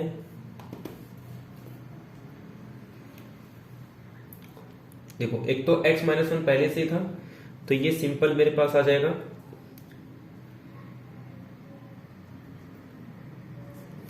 x minus 1 into sine x, क्योंकि यहां पे स्क्वायर था और यहां पे x माइनस 1 था, तो मैं इसको एक ही बार लिख दिया हूं, ठीक है। तो ये सिंपल सिंपल कैंसिल हो जाएगा, तो ये आ जाएगा लिमिट x टेंडिंग टू 1, और यहां पे ये x minus 1 upon sine x. देखो इसको 1 पे दिक्कत नहीं, और इस पे जब मैं 1 पुट करूंगा तो ये आंसर सिंपल कितना आ जाएगा 0, मतलब लिमिट एग्जिस्ट हो गया। तो ये भी इसका कैसा आ जाएगा, रेगुलर सिंगुलर पॉइंट आ जाएगा, ठीक है। अब ऐसे ही अगर मुझे 0 पे चेक करना है तो मैं 0 पे भी सेम चेक कर सकता हूं। तो जस्ट अपने को क्या करना रहेगा, p ऑफ x में x से मल्टीप्लाई करना है, और q ऑफ में x स्क्वायर से। अगर वो 0 पे एनालिटिक है या फिर उसकी लिमिट एग्जिस्ट कर रही है p ऑफ x और p नॉट और q नॉट की, तो हम लोग बोलेंगे कि दोनों के दोनों क्या है, रेगुलर सिंगुलर पॉइंट। तो यहाँ पे 0 और 1, और दोनों किसके बीच में लाई कर रहे हैं, 0 और π/2, क्योंकि ये कितना होता है 3.4 डिवाइडेड बाई 2 1.57, ठीक है। तो दोनों इसके बीच में लाई कर रहे हैं, तो देयरफॉर इसके पास जो number of regular singular point है वो कितने, 2। वैसे इतना करने की जरूरत नहीं है, आप शॉर्ट में देख के बता सकते हो कि 0 और 1 है, ठीक है। तो आप उसमें भी चेक करके रफली बता सकते हो कि उसका 0 और 1 आएगा, पूरा इतना सॉल्व करने की एग्जाम में जरूरत नहीं है, ठीक है। ऐसे आप भले कर लो, बट पेपर में आपको इतना नहीं करना, ठीक है। चलो अब नेक्स्ट क्वेश्चन देखते हैं हम लोग। देखो ये भी कैरेक्टरिस्टिक कर्व का ही क्वेश्चन है, बट ये हम लोग किस में करते हैं, ये सेकेंड ऑर्डर का, ये भी सिंपल क्वेश्चन रहता है। जस्ट आपको characteristic curve of the PDE are u x y is equal to C1 और v x y is equal to C2, मतलब जो कांस्टेंट C1 आएगा उसको U दे देंगे, और जो कांस्टेंट C2 आएगा उसको V दे देंगे, और जस्ट आपको वही बताना है, मतलब कांस्टेंट C1 और C2 निकालना है, ठीक है। चलिए देखो, तो इसमें हमारे पास क्या गिवन है, ध्यान दो। हमें दिया गया है x into u double x plus 2x square u x y is equal to u x minus 1, ठीक है। तो ये मेरे पास गिवन दिया है। इसी को मैं अगर और अच्छे से लिखूं तो x into you x x plus 2 times x square into you x y is equal to u x minus 1, ठीक है। अब थोड़ा ध्यान दो, इसमें यू एक्स एक्स का टर्म प्रेजेंट है, यू एक्स वाई का टर्म प्रेजेंट है, बट ध्यान रखना इसमें u बाय बाय का टर्म प्रेजेंट नहीं है। तो अगर अब मैं इसका एक ऑक्सिलरी इक्वेशन बनाऊं तो इसका ऑक्सिलरी इक्वेशन क्या आ जाएगा, इसको मैं m स्क्वायर से पुट कर सकता हूं, ये मेरे पास m, तो प्लस 2x स्क्वायर m, और बाकी y वाला टर्म तो मेरे पास प्रेजेंट ही नहीं, तो ये मेरे पास बन जाएगा सिंपल इसका ऑक्सिलरी इक्वेशन। तो यहां से अब मैं इसमें से क्या क्या कॉमन ले सकता हूं, यहां से मैं अगर देखूं तो m को कॉमन ले सकता हूं, तो ये मेरे पास आ जाएगा, m कॉमन ले लूंगा तो xm plus 2x square is equal to 0। तो यहां से m की वैल्यू एक तो 0 आ जाएगी और एक तो m की वैल्यू यहां से आ जाएगी, तो x कैंसल माइनस 2x आ जाएगा। ठीक, तो एक बार इसे हम लोग m भी ले सकते हैं या फिर जनरली आप बुक में देखोगे तो आपको लैम्डा यूज किया हुआ मिलेगा। ठीक है, जस्ट आपको यही तो चाहिए, आपको ये मिल गया तो आप इसका यूज करके क्या बनाओगे, एक ऑर्डिनरी डिफरेंशियल इक्वेशन बनाओगे। ठीक है, ऑर्डिनरी डिफरेंशियल इक्वेशन कैसे बनाते हैं, इसका जो रूट आता है तो एक बार dy by d x plus, एक बार तो आपका 0 आ रहा है इज इक्वल टू 0, और दूसरा dy by d x plus दूसरा क्या आ रहा है आपके पास minus 2x is equal to 0।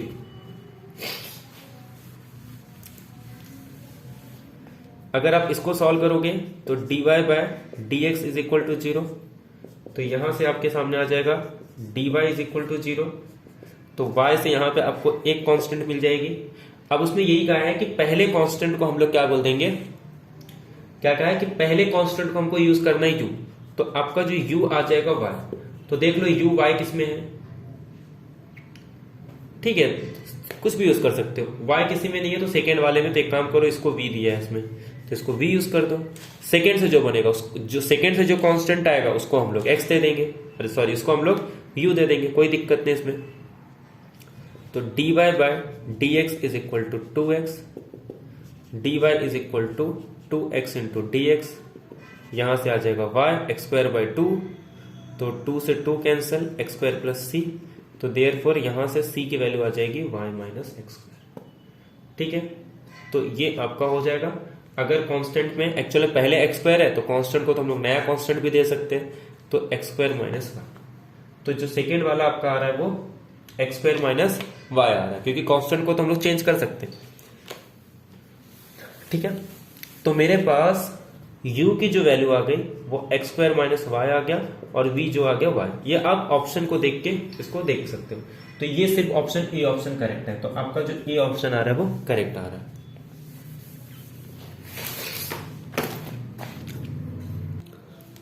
तो इस क्वेश्चन में आपको याद रखना है, आपको बस एक ये बनाना पड़ता है इसमें, r lambda square plus s lambda plus t is equal to 0।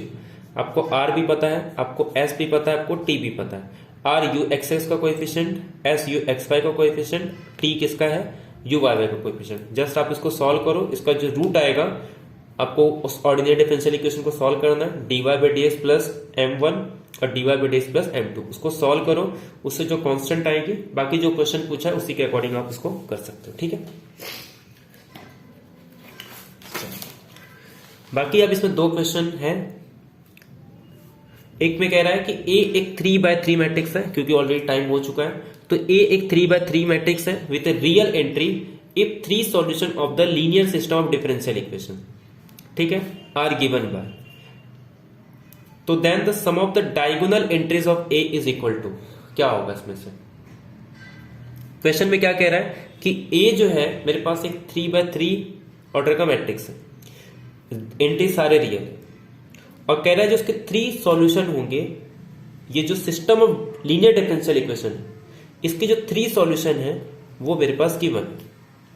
तो जो ए मैट्रिक्स के जो डायगोनल एंट्रीज होंगे उनका सम, एक्चुअल में ये कह रहा है कि सम क्या होगा, उसके ट्रेस क्या होगी, ये एक्चुअल हमको पूछ रहा है। ठीक है, तो अगर आपको एक बार सॉल्यूशन मिल जाएगा, जैसे फॉर एग्जांपल आपका जो सॉल्यूशन है वो कुछ इस तरीके से होता है, a plus e raise to m1t plus b into e raise to m2t plus c e raise to m3t। किसी तरीके से अगर मैं इस फॉर्म में लिख पाऊं तो ये जो m1 m2 m3 है यही मेरे पास क्या आ जाएगा आइगन वैल्यू, और आइगन वैल्यू का जो सम होता है उसी को हम लोग क्या कहते हैं, सम ऑफ डायगोनल, मतलब डायगोनल एंट्री का सम, ठीक है। तो वही मतलब ट्रेस। तो किसी तरीके से हमें बस इस फॉर्म में लिख पाए तो हमारा काम हो जाएगा। अब थोड़ा ध्यान दो, हमारे पास गिवन क्या है, यहां से जो गिवन दिया है हमको 3 वेक्टर्स गिवन है कि ये सॉल्यूशन है किसके, x dot T A x of T के, ये सॉल्यूशन। तो अगर सॉल्यूशन है तो x ऑफ टी को मैं कैसे लिख सकता हूं, लीनियर कॉम्बिनेशन में लिख सकता हूं। पहला वेक्टर क्या है मेरे पास, e raise to t minus e raise to two t minus e raise to t plus e raise to two t e raise to t e raise to two t, ठीक है।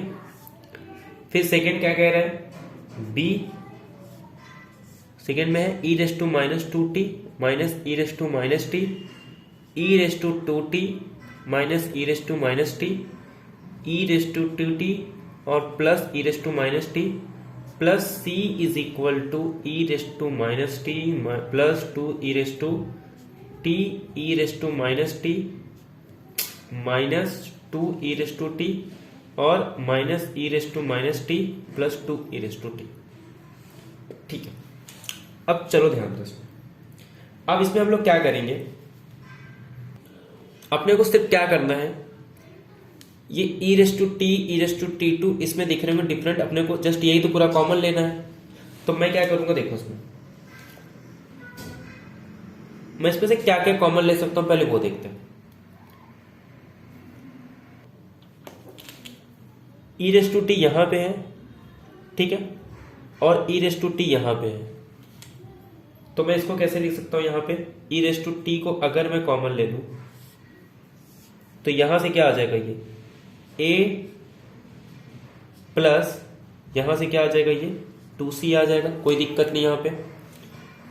उसके बाद second वाले में देखो, second में अगर मैं ई रेस टू टी कॉमन ले रहा हूं तो ई रेस टू टी अगर मैं कॉमन ले रहा हूं तो ई रेस टू टी एक तो यहां पे है और ई रेस टू टी कहां पे है, एक तो ई रेस टू टी यहां पे।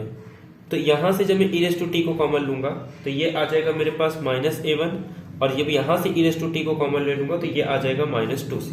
अब ध्यान दो, अब मैं इसको सॉल्व नहीं पूरा करा रहा हूं। तो जब इस तरीके से आप इसको करोगे तो होगा क्या, देखो एक तो ये ई रेस टू टी आ जाएगा, ये तो है तो कुछ कांस्टेंट ना।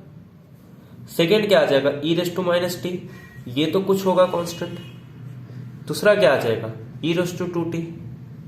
तो देखा जाए तो पूरा क्वेश्चन सॉल्व करने की जरूरत नहीं, बस हो गया, इसी फॉर्म में इसको लिखना था। यहां पे ये m1 m2 m3, तो वैसे ये पूरा सॉल्व करने की जरूरत भी नहीं थी, जस्ट ये बताना था कि इसमें करना क्या था। आप इसको सॉल्व करोगे तो कहने का मतलब m1 की वैल्यू आ जाएगी 1, m2 की वैल्यू आ जाएगी 2 और m3 की वैल्यू आ जाएगी -1। जस्ट इन्हीं का सम कर दो, आंसर आपका आ जाएगा। तो इसका सम कितना आएगा, ये आंसर 2। तो कभी कभी इस तरीके के क्वेश्चंस भी आते हैं जिसमें आपको पूरा सॉल्व नहीं करना होता, जस्ट आप लॉजिक भी यूज करोगे तो आपसे एक क्वेश्चन बन जाएगा।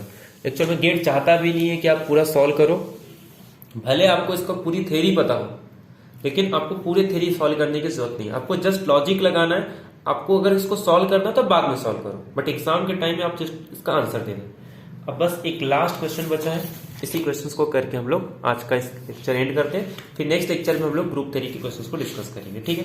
अब ध्यान दो, कह रहा है कि ये सॉल्यूशन है इस डिफरेंशियल इक्वेशन का for some real number alpha and beta, तो देन अल्फा इंटू बीटा की वैल्यू क्या होगी, ठीक है।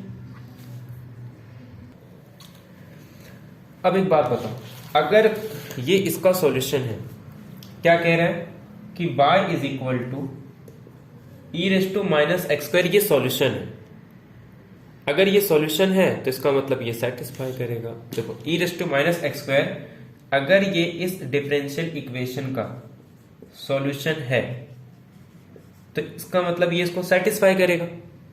तो इसका मतलब x, अगर मैं इसको डबल डेरिवेटिव इसको डिफरेंशिएट कर दो टू टाइम डिफरेंशिएट करना है ना, तो भैया पहले एक टाइम डिफरेंशिएट करते हैं। एक टाइम डिफरेंशिएट करेंगे तो ये आ जाएगा -2x e raise to minus x square और फिर से डेरिवेटिव करेंगे, ठीक है, प्लस अल्फा टाइम्स ये क्या आ गया -2x e raise to minus x square plus beta x cube e raise to minus x square is equal to 0।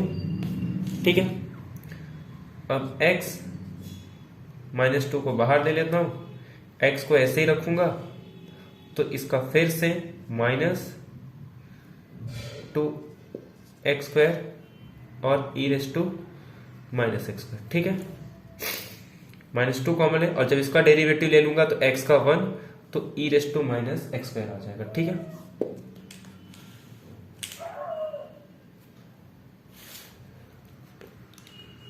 तो -2 को बाहर ले लिया मैंने और ये x पे बाहर, कोई दिक्कत नहीं यहाँ तक।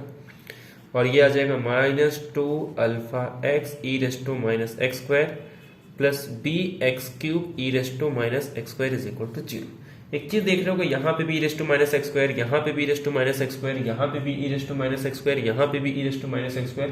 पहले तो इसको बाहर ले लेते हैं। ठीक है, -2x माइनस ये क्या था minus x square 2 plus 1 -2 alpha x plus beta x cube is equal to 0।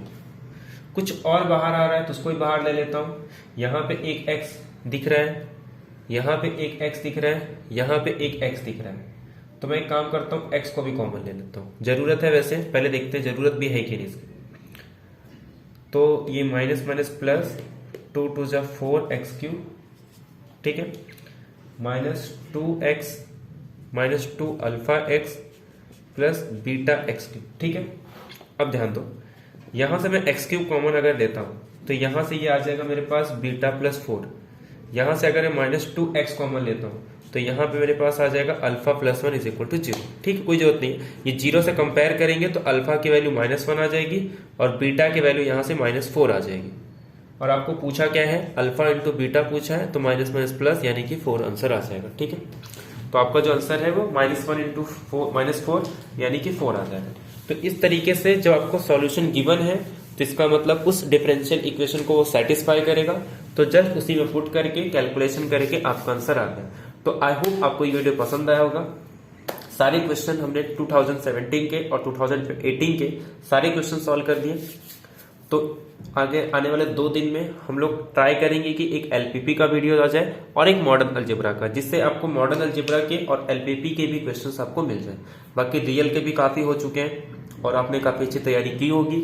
इसके अलावा बाकी सब तो हो चुका था, सिर्फ इंपॉर्टेंट था एक तो अप्लाइड का सेक्शन।